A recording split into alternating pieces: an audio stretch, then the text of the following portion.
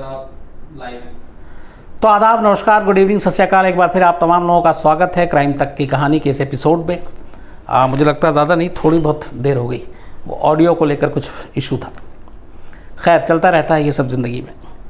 तो आज की कहानी मैं आपको सुनाऊं उससे पहले चूँकि उसी कहानी को सुनाने के वक्त मुझे याद आया कि ये शेयर करना चाहिए। करीब 5 साल पुरानी बात है, 2014 की, शायद 23 या 24 सितंबर 2014। एक तस्वीर, एक वीडियो आप लोगों ने, बहुत सारे लोगों ने देखा होगा तो आपके जहन में ताज़ा हो जाएगी। एक शख्स बैठा हुआ है और उसके सामने शेर है और शेर उसको लगातार घूर रहा है और उसके पास कोई ऑप्शन नहीं है। ये तस्वीर नई दिल्ली जो में अपना ज़ू है, चिड़ियाघर, वहाँ की तस्वीर थी और उसके बाकायदा पूरे वीडियो भी थे, कुछ लोगों ने शूट किया था। उस तस्वीर को मैंने बहुत बार देखा, ख़ास तौर पे वीडियो को, क्योंकि उस दिन मुझे ये शो बनाना था और वारदात उस दिन इसी पे गया था। तो पहली बार ऐसा था कि एक शख्स एक शेर के सामने निहत्था बैठा हुआ है और बचने की कोई उम्मीद नहीं है, उसको कोई बचाने वाला नहीं है, वक्त नहीं है, बहुत सारी लापरवाहियाँ भी थी। एक्चुअली वो नौजवान जो है वो चिड़ियाघर गया था, उसकी दिमागी हालत थोड़ी सी कमज़ोर थी और वो जाली पे चढ़ गया और नीचे कूद गया उस बाड़े में जिसमें शेर बंद था। शायद उसे इतना एहसास नहीं था कि इसका अंजाम क्या होगा। अब वो जब अंदर गिरा तो जो बाकी लोग थे वो देख रहे थे उसको, तो वहाँ पे लोग सब पैनिक हो गए, क्योंकि एक शख्स सीधे शेर के बाड़े में कूद गया और शेर सामने, वो भी दिल्ली जैसे शहर में। जो ज़ू के कर्मचारी थे वो इधर उधर थे, जो कर्मचारी भाग के सबसे नज़दीक थे, आए भी तो वो भी, उनको कुछ समझ ही भी नहीं आया कि करें क्या इस सिचुएशन में। कभी इस तरह के हालात से उनका पहले सामना नहीं हुआ था। और शेर जो है अब उसको देखकर उसके करीब आने लगा था। इस लड़के को लगा कि अब जब शेर करीब आ रहा है, तब ये थोड़ा सा घबराया था। फिर इसने अपने पहले हाथ से उसको इशारा करके भगाने की कोशिश की, फिर हाथ से कह रहा था दूर हटो दूर हटो। ये सारे ऑडियो भी थे। और शेर को जब करीब जाते हुए फिर कुछ लोगों ने ऊपर से भी आवाज़ दी। फिर लास्ट में थक हार कर ये लड़का एक वहीं पे बैठ गया और शेर उसके सामने था और ये दोनों काफ़ी देर तक आमने सामने बैठे रहे और फासला इतना ही था जितना इस वक्त और मेरे आपके कैमरे के बीच में है। फिर इसी बीच गलती ये हुई कि ऊपर से बाड़े से, हालांकि गलती भी नहीं कहेंगे, उन लोगों ने बचाने की अपनी तरफ से कोशिश की, तो कुछ लोग पत्थर मार के शेर को डराने की कोशिश कर रहे थे और इस चक्कर में शेर को गुस्सा आ गया। फिर कुछ देर के बाद शेर ने हमला किया उस लड़के पे और थोड़ी देर में उसकी मौत हो गई थी उसी बाड़े के अंदर। अब यहाँ पे ये हुआ था कि हालांकि ये सारी चीज़ें जो हुई इसमें फिर भी करीब 5-6-7 मिनट लगा था, इतना टाइम था। तो शेर को उस वक्त भी काबू पाया जा सकता था अगर ज़ू के स्टाफ वहाँ पे एक्टिव होते, उसको बेहोश करके पकड़ा जा सकता था। लेकिन जब सब कुछ हुआ तब तक बहुत देर हो चुकी थी और उस लड़के की मौत हो गई थी। चिड़ियाघर में एक शेर के सामने निहत्था खड़ा हुआ था, बाड़े के अंदर उतर गया था। तो वो तस्वीर, वो वीडियो जब भी देखते हैं तो मैं अजीब सी एक सिहरन होती है सोच के कि शेर सामने है, कभी भी कुछ हो सकता है। ये कहानी इसलिए आज मैं 5 साल के बाद आपको सुना रहा हूँ। इस इंसिडेंट के बाद फिर मैं ज़ू गया था नेक्स्ट डे ही और फिर उस बाड़े को भी देखा। फिर वहाँ के जो ज़ू के डायरेक्टर थे उनसे भी बात की। फिर उसकी हाइट, ये सारी चीज़ें, सेफ्टी, सिक्योरिटी, उन सब पे भी शो बनाना था इसलिए गया था। लेकिन वहाँ पहुँचने के बाद उस जगह को जब मैंने देखा जहाँ पे वो लड़का एग्जैक्ट बैठा हुआ था और शेर उसके सामने, तो मैं सिर्फ इमेजिन कर रहा था कि उस पल क्या बीतेगी। मतलब ये हम आप भी सोच सकते हैं कि कहना और सुनना और बताना और वो अलग चीज़ है, लेकिन अचानक हमारे सामने शेर आ जाए और हम निहत्थे हों तो क्या होगा। जाहिर सी बात है कि हम कुछ नहीं करेंगे, जो करेगा शेर करेगा, ये पुराना एक डायलॉग है। तो ये सारी चीज़ें इसलिए बताया था क्योंकि आज की जो कहानी है वो शायद दुनिया के 2 सबसे खूंखार आदमखोर शेर की कहानी है और इसीलिए मुझे ये याद आया। करीब 115-120 साल हो गए होंगे इस कहानी को, लेकिन ये कहानी आज भी ज़िंदा है। अफ्रीका के जंगलों में 1890 में अचानक एक बीमारी फैली थी। अलग अलग वक्त में अलग अलग एक महामारी टाइप की कुछ फैलती है। तो अफ्रीका के जंगलों में भी एक बीमारी फैली और उस बीमारी से बहुत बड़ी तादाद में जानवर मरने लगे। बाद में जब वहाँ पे जाके लोगों ने पता किया कि ये कौन सी बीमारी है, तो पता चला कि ये रिंडर पेस्ट करके एक इस बीमारी का नाम था रिंडर पेस्ट। ये एक तरह का प्लेग था जो जानवरों में फैल रहा था। तो 1890 से लेकर 1897 तक यानी 1890 टिल 1897 ये बीमारी 7 साल तक इन जंगलों में फैली, एक महामारी के तौर पे, प्लेग के तौर पे। और इस बीमारी की चपेट में आकर अफ्रीका के जंगलों में बहुत बड़ी तादाद में जानवरों की मौत हो गई, जिनमें जिराफ, शेर, हाथी और भी बाकी सब जो जानवर थे। जानवरों की जब इतनी बड़ी तादाद में मौत हो गई तो इससे हुआ ये कि 7 साल के अंदर जो अफ्रीका के आसपास के सारे जंगल थे वो जानवरों से लगभग खाली होने लगे। अब उन्हीं में से एक कीनिया और युगांडा भी है। तो कीनिया और युगांडा में भी जंगलों में इस बीमारी ने अपना रुख किया और वहाँ पे भी काफ़ी बड़ी तादाद में जानवरों की मौत हुई। अब जब जानवरों की मौत हुई तो जो बाकी जानवर थे जैसे शेर, ये तो इनका खुराक जंगल में रहते हैं, वो जाहिर सी बात है जंगली जानवरों के ऊपर उनका वो खाना होता है, शिकार करते हैं, उन्हीं को खाते हैं। लेकिन बीमारी ने जंगल साफ़ कर दिया जानवरों से। तो अब भूख लगे तो क्या करें। तो उसी बीमारी के बाद जब जंगल खाली होने लगा तो फिर जानवरों ने आसपास जंगल से बाहर निकलकर उस तरफ का रुख किया जहाँ पे इंसानी बस्ती या इंसान थे। और इन्हीं में से 2 भूखे शेरों ने, जिनको बहुत दिन तक जंगल में खाना नहीं मिला, वो बाहर आते हैं और पहली बार एक इंसान का शिकार करते हैं। और ये दोनों जो शेर थे, इसके बाद इनको इंसानी खून और इंसानी मांस का चस्का लग जाता है।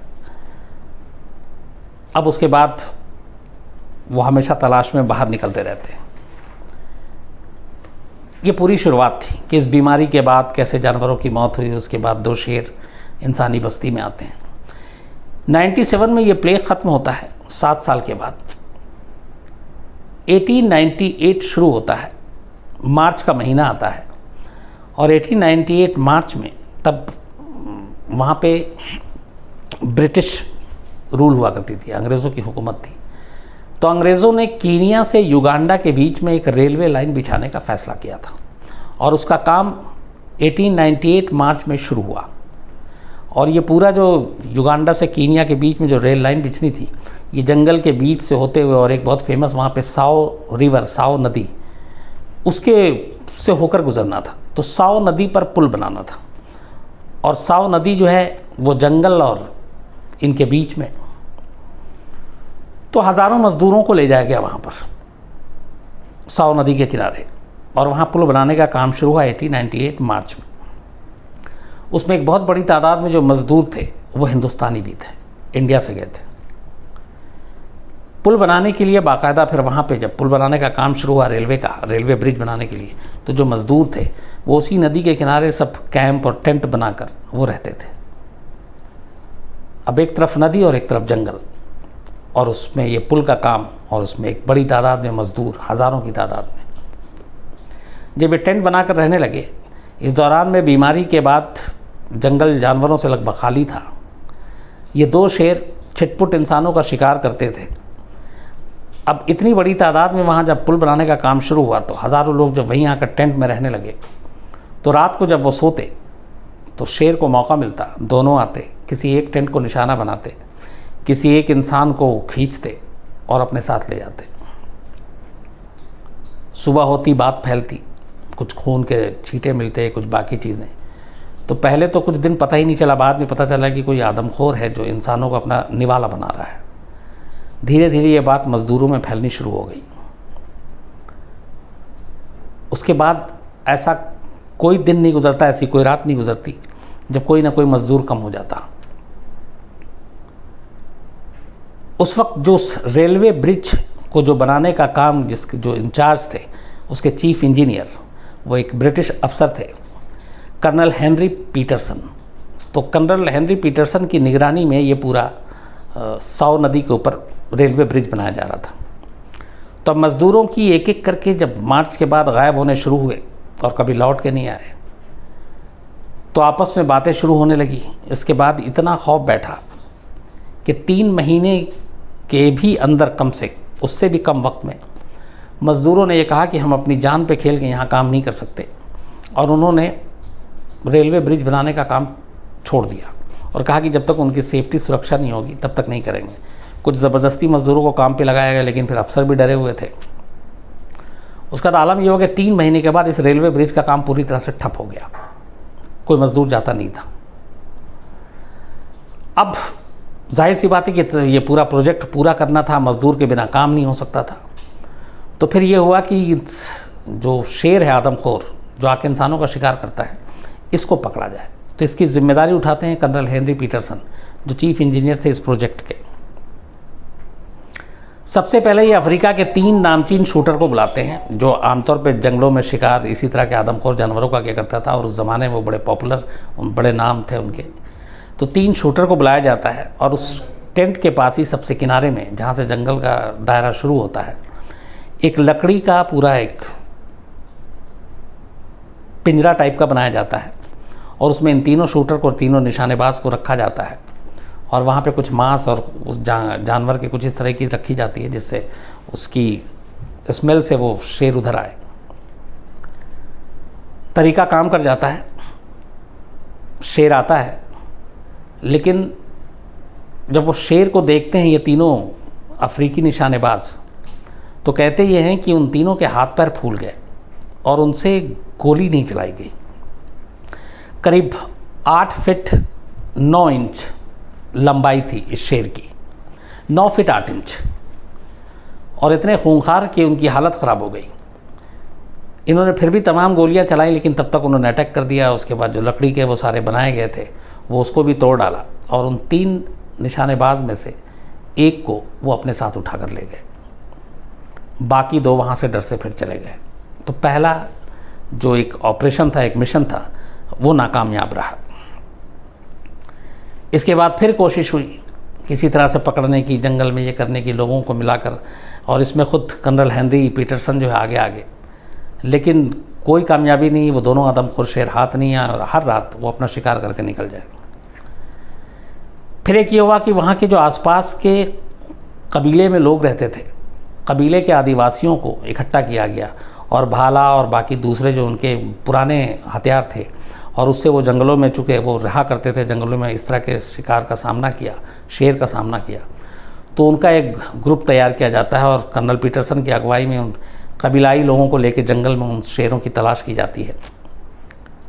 लेकिन वो दोनों शेर इतने खूंखार थे कि उनके ऊपर भी अटैक कर देते हैं, और एक जगह पे ऐसा मौका मिलता है कि कर्नल पीटरसन और एक शेर का आमना सामना हो जाता है। लेकिन कर्नल पीटरसन भी उस शेर को देख के गोली चलाना भूल जाते हैं दहशत के मारे। उसके बाद वो आंखों से ओझल हो जाता है। तो कबीलाई लोग भी कुछ उसमें से उनका नुकसान होता है। ये ऑपरेशन भी नाकामयाब होता है। इसके बाद कई बार और कोशिश की गई बहुत सारे लोगों को बंदूक के ज़रिए इसके, लेकिन नाकामयाब हो गए। आखिर में कर्नल हेनरी पीटरसन हिंदुस्तान में भी पोस्टेड रहे थे एक इंजीनियर के तौर पे अलग अलग प्रोजेक्ट में। तभी उन्हें ख्याल आता है कि इन शेरों को मारने का एक तरीका है, और वो उन्होंने हिंदुस्तान में सीखा था। उन्होंने हिंदुस्तान में ये सीखा था कि जो किसान हैं, खेती करते हैं, वो जंगली जानवरों और उससे बचाव के लिए अपने खेतों में मचान बन के ऊपर रहते हैं, और उसके बाद वो वहाँ से निगरानी करते हैं, और वहाँ से वो अपने जो जानवर हैं उनको भगाते भी हैं, या फिर गोली भी चला देते हैं। तो ये अचानक आइडिया आया, और हेनरी ने उस जंगल में मचान बनाने का फ़ैसला किया, और एक अपने ख़ास साथी शूटर को इंग्लैंड से बुलाया। सरकार ने भी पूरी मदद की, क्योंकि रेलवे ब्रिज का काम शुरू करना था। मचान पे गए, दोनों बैठे, इंतज़ार किया। पहला जो इनका वो था, ये ऑपरेशन, ये कामयाब रहा, और शेर जब आया तो मचान से, चूँकि निशाना बनाना आसान था, ख़तरा कम था, तो कर्नल पीटरसन की एक गोली दिसंबर 1898 में पहली बार एक शेर को लगती है उनमें से, और वो मारा जाता है। दूसरा तब तक वहाँ से भाग गया। अब इससे ये लोग काफ़ी खुश थे। नीचे आए, इसके बाद फिर दूसरे, अब लेकिन ये था कि अब दूसरा शेर ज़्यादा खूंखार हो गया था क्योंकि उसके साथी की मौत उसके सामने हुई थी। तो अब ख़तरा ये था कि वो बाकी ज़्यादा लोगों पे हमला कर सकता है, तो उसको जल्द से जल्द मारना ज़रूरी था। और इसी चक्कर में ये लोग फिर जंगल में उसकी तलाश में भटके। एक जगह पे शेर ने घात लगा के हमला कर दिया। बड़ी मुश्किल से कर्नल हेनरी पीटरसन बच गए, लेकिन जिस अपने साथी को बुलाया था इंग्लैंड से, शूटर को, वो शेर का निवाला बन गया, वो उसे मार डाला। अभी अकेले बचे थे, लेकिन कोशिश जारी रही और ये था कि मचान ही इसमें कारगर साबित हो सकता है जो हिंदुस्तान से आइडिया आया था। 1 महीने के बाद जनवरी 1998 में फिर उसी मचान के ज़रिए कामयाबी मिलती है और दूसरा शेर भी मारा जाता है। और इसके बाद दोनों शेर के ख़ात्मे के बाद पहली बार तमाम मज़दूरों को, वहाँ के लोगों को बताया जाता है, लेकिन उन्हें यकीन नहीं आता। पहले शेर की जो सब कुछ मुर्दा दिखाया जा चुका था। कहते हैं कि करीब 15 से 20 लोग, उनका वज़न इतना उन शेर का इतना था कि वहाँ से उठाकर गाड़ी तक ले जाने में लगा। और इसके बाद फिर उस शेर के बाकी निशानी और उसके ज़रिए तलाश की गई कि ये दोनों का ठिकाना कहाँ था जंगल में। तो 2 पहाड़ों के बीच में कोई एक पत्थर था, बहुत बड़ा, एक सुरंग टाइप। वहाँ पे जाने के बाद कबीलाई लोगों की मदद से उस गुफ़ा में पहुँचे तो पता चला कि ये दोनों शेर का ठिकाना यहाँ था। उसकी वजह ये थी कि उस गुफ़ा के अंदर से बहुत सारे इंसानी हड्डियाँ मिली, जिन्हें ये शिकार बना के ले जाते थे, उसको वहीं ले जाकर वो खाते थे। कुल 9 महीने इन्होंने दोनों शिकार ने 9 महीने में इस नदी के किनारे जो मज़दूर लोग गए थे 135 इंसानों को अपना निवाला बनाया और 135 इंसानों को मार दिया। इसीलिए कहते हैं कि इन दोनों, ये दुनिया के सबसे ज़्यादा ख़तरनाक आदमखोर शेर थे। इन दोनों की मौत के बाद फिर बाकायदा, चूँकि एक ये था कि उस वक्त एक रिकॉर्ड था कि किसी 2 शेर ने इतनी बड़ी तादाद में इंसानों का शिकार नहीं किया है, तो 1924 में इस शेर की खाल और सर, वो सारी चीज़ें कर्नल ने शिकागो के एक म्यूज़ियम को बेचा, उस वक्त $5,000 में। फिर उस शेर के इस खाल और उसके पूरे चेहरा और ये उसी आकार दिया गया, उसमें सब कुछ भरा गया, उसकी उसी साइज़ 9 फीट 8 इंच को लाया गया। और दोनों शेरों को आज भी शिकागो के म्यूज़ियम में रखा गया है और आज 125 साल बाद भी लोग वहाँ जाते हैं और उन दोनों आदमखोर शेरों को देखते हैं जिन्होंने 9 महीने में सिर्फ 135 इंसानों को अपना निवाला बनाया था। वो जगह जहाँ पे कीनिया और युगांडा के बीच में जो रेलवे ब्रिज है, बाद में फिर उसके बाद काम शुरू हुआ, रेलवे ब्रिज बना। आज भी युगांडा और केनिया के उन जंगलों के उस नदी के पास जहाँ रेलवे ब्रिज बना है, वो मचान संभाल कर रखा गया है। उनमें से कुछ टेंट और कैंप जिसमें मजदूर रहते थे, जिसमें हमला हुआ था और जो एक लकड़ी का बनाया गया था, वो भी रखा गया है। टूरिस्ट स्पेशली उसको देखने के लिए आते हैं। और 125 साल के बाद भी, आज भी करीब, तब 98 की बात है, मार्च से शुरू हुआ था और दिसंबर में जाकर, बल्कि जनवरी की शुरुआत में, आखिरी शेर का खात्मा हुआ। तो ये थी 2 सबसे खूंखार आदमखोर शेर की कहानी, जो आज भी, एक तो म्यूज़ियम में दोनों शेर उसी तरीके से रखे गए हैं, और कीनिया और युगांडा की उस जंगल की उस नदी के किनारे उनकी निशानियां को आज भी सहेज कर रखा गया है, ताकि जो दुनिया भर के टूरिस्ट आते हैं जंगलों में अफ्रीका के, वो उसे देखें और उस पल को, उस दौर को याद करें। तो अब दीपक, फटाफट सवाल बताओ। डिस्क्रिप्शन में एक लिंक है ऑपरेशन कैक्टस के ऊपर, मालदीव के राष्ट्रपति को बचाया। दीपक कह रहा है कि मालदीव के प्रेसिडेंट को कैसे बचाया गया था, इसका एक ऑपरेशन किया गया था, उसका नाम था ऑपरेशन कैक्टस। बहुत ही इंटरेस्टिंग स्टोरी है। तो लास्ट में दीपक ने डाला और मुझसे भी सिफारिश की है कि मैं आप लोगों को बता दूं। तो ऑपरेशन कैक्टस मॉरिशस के प्रेसिडेंट को डिस्क्रिप्शन में कैसे बचाया गया, डिस्क्रिप्शन में है। आप लोगों को मौका मिले ज़रूर देखिए, सुनिए और फिर बाद में दीपक की तारीफ भी कीजिए। अब सवाल बताओ। सर, जिग्नेश जी का सवाल है, सर ये picture, Hollywood picture the ghost and the darkest movie से क्या रिलेटेड है? जिग्नेश जी, मैंने वो फिल्म देखी नहीं है और मुझे आइडिया नहीं है, इसलिए मुझे नहीं मालूम। आपने कहा तो मौका मिलेगा तो एक बार फिल्म देखता हूँ, फिर देखता हूँ कि ये उस पे है कि नहीं है। सर आपने हेडिंग में आदम खो लिखा था, तो कई लोगों को लगा कि किसी इंसान के बारे में है। आज मैंने जानबूझ के बदमाशी की थी आप लोगों को भटकाने के लिए, गुमराह करने के लिए। मैंने कहा कि ऐसी लाइन लिखो जिसमें आप लोग फंस जाएं और कुछ और सोचें आप कहानी के बारे में, और मैं कुछ और सुना दूं। तो कभी कभी ये बदमाशी भी, अपनी फैमिली है तो चलता है। सर मनीष जयकर जी का कहना है सर कि आपने रॉन्ग टर्न और 100 जैसी पिक्चरें देखी हैं, उनकी पूरी सीरीज है। कुछ मैंने देखी है लेकिन पूरी नहीं देखी है मनीष जी। सर किशन जी का सवाल है, सर मैं ऑफिस में हूँ, नाइट में हूँ, आपकी स्टोरी पूरी रात सुनता हूँ, आप मेरा एक बार नाम ले लीजिए please. Kishan ji thank you very much. अच्छा है ऑफिस में आप पूरी रात कहानी सुनते हैं, आपके बॉसेस को कहीं पता चल गया तो सोचिए कि फिर वो क्या कहेंगे कि तुम ऑफिस में काम क्या करते हो, मुझे पता चल गया। तो ऐसी चीज़ें पब्लिकली नहीं बताते। सर कारगिल दिवस आने वाला 27 जुलाई को, उस पर एक कहानी सुना दीजिए, कई लोग देख रहे हैं। हाँ, करगिल 20 साल पूरे हो रहे हैं। चलिए मैं कोशिश करता हूँ एक दिन आपको करगिल की भी कहानी सुना दूँ। सर सुमित सानंद जी का सवाल है, ऑस्ट्रेलियन प्राइम मिनिस्टर जो लापता हो गए थे और कोहिनूर की स्टोरी। सुमित सानेहा साहन, ऑस्ट्रेलियन प्राइम मिनिस्टर जो लापता हो गया और कोहिनूर की कहानी। चलिए ठीक है, इसको भी लिस्ट में शामिल कर लेते हैं, जल्दी सुनाता हूँ। सर सोनिया जी का कहना है सर बदमाशी अच्छी बात नहीं है सर। आज सोनिया जी, मुझे लगता है कभी कभी बदमाशी करनी चाहिए, क्योंकि आप फैमिली में बदमाशी नहीं करेंगे तो बाहर कहाँ करेंगे। बाहर करेंगे तो कोई कंप्लेंट कर देगा, फिर पुलिस पकड़ के ले जाएगी, पता नहीं क्या क्या सेक्शन लग जाएगा। तो आपस में तो हम लोगों का एक साथ चलता है, तो कभी कभी होनी चाहिए शरारत भी। सर सौरभ सिंह जी का सवाल है, सर आर्टिकल 15 में जो स्टोरी सुनाई गई थी रेप के ऊपर, क्या आप उस पर कहानी सुना सकते हैं?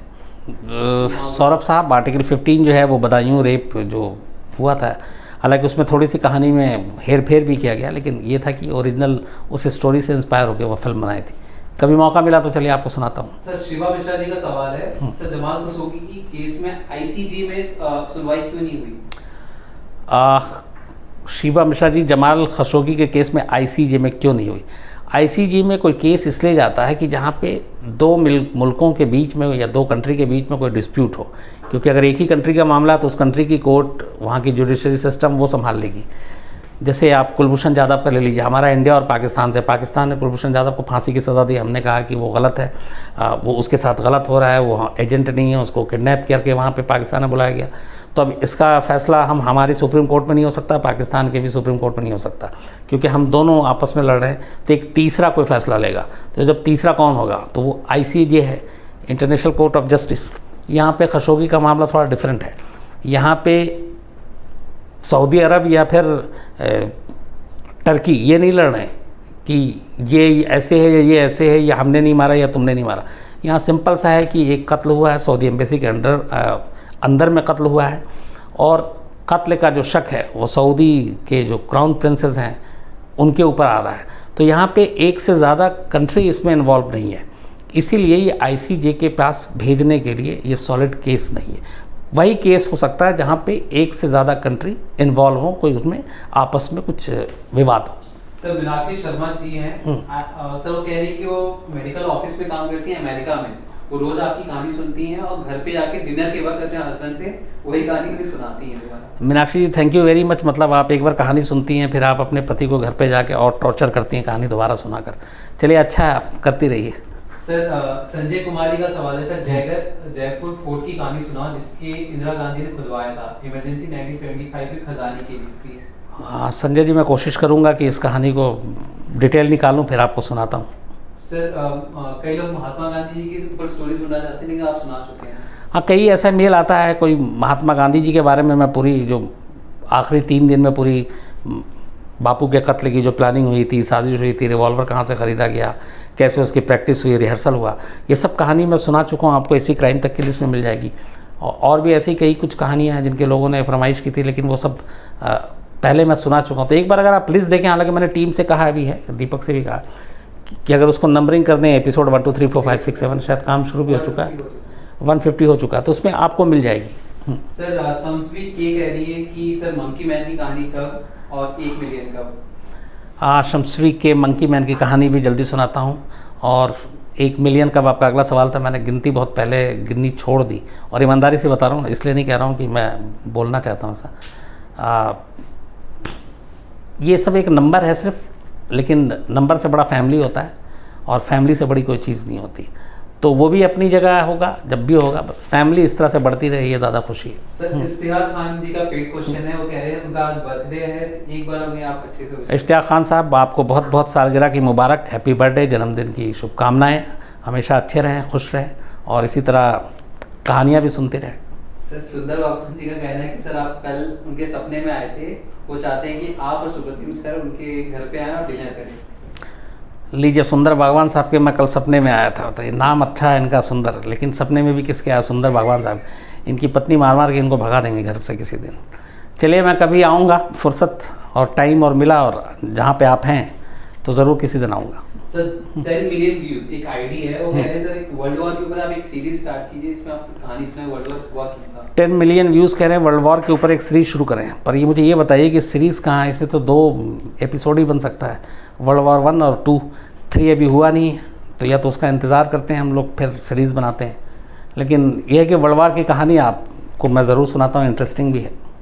सर राज ठाकरे मराठा किंग एक आईडी है, सर वो कह रहे हैं सर एक घंटे की कहानी सुनाया कीजिए, आपको क्या आप छोटी स्टोरी सुनाते तो टाइम का। राज ठाकरे मराठा किंग साहब, कहानी के ऊपर डिपेंड करता है कई बार, और बड़ी कहानी, छोटी कहानी, फिर कई बार और भी काम के ऊपर भी डिपेंड करता है कि इसके बाद क्या है, इससे पहले क्या था।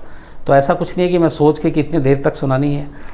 जितनी देर मैं जो भी बिना सोचे समझे बोल देता हूँ। जब लगता है कि अब चुप हो जाना चाहिए तो चुप होकर चला जाता हूँ।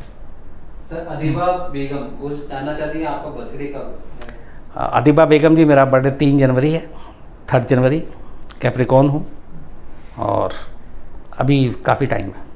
सर मालविका गोस्वामी, इंदिरा गांधी के लाल किले में कैप्सूल मिट्टी में गड़ने और उस पर की कार्रवाई की कहानी सुनाइए। मालविका, मैं इसके बारे में एक बार डिटेल पता करता हूँ और फिर मैं ये कहानी भी आपको जल्दी सुनाता हूँ। सर अमन आर्यन जी चाह रहे हैं कि सर आप अपनी बायोग्राफी कब सुनाएंगे। अमन जी, जल्दी सुनाऊंगा, मैंने वादा किया है। हालांकि कुछ है नहीं सुनाने के लिए, लेकिन जब भी सुनाऊंगा तसल्ली से सुनाऊंगा और डिटेल में सुनाऊंगा, और ये भी कहता हूँ कि पूरी तरह से सच सुनाऊंगा, सच के सिवा कुछ नहीं सुनाऊंगा। सर बालकृष्ण जी चाहते हैं कि बावरिया गैंग एक। हाँ, बालकृष्ण बावरिया गैंग के ऊपर काफ़ी मैंने तो रिसर्च भी कर रखा है, बहुत सारे शोज़ बनाए हैं। बावरिया गैंग के कुछ लोगों से मिला भी हूँ, उनके काम करने के तरीके के बारे में बड़ी इंटरेस्टिंग चीज़ें हैं। तो जल्दी ये वाला तो मैं आपको बहुत जल्दी सुनाता हूँ। तो आज इतना ही, क्योंकि बाकी चीज़ भी कर लूँ काम। और दीपक ने जो बताया था एक कि कैसे मॉरिशस के प्रेसिडेंट को किडनैप करने की कोशिश की गई, किडनैप हुआ, उसके बाद क्या ऑपरेशन चला, उसमें है डिस्क्रिप्शन में, आप देखिएगा। कल मुलाकात होगी रात 9 बजे किसी नई कहानी के साथ। तब तक अपना ख्याल रखिए। Thank you very much.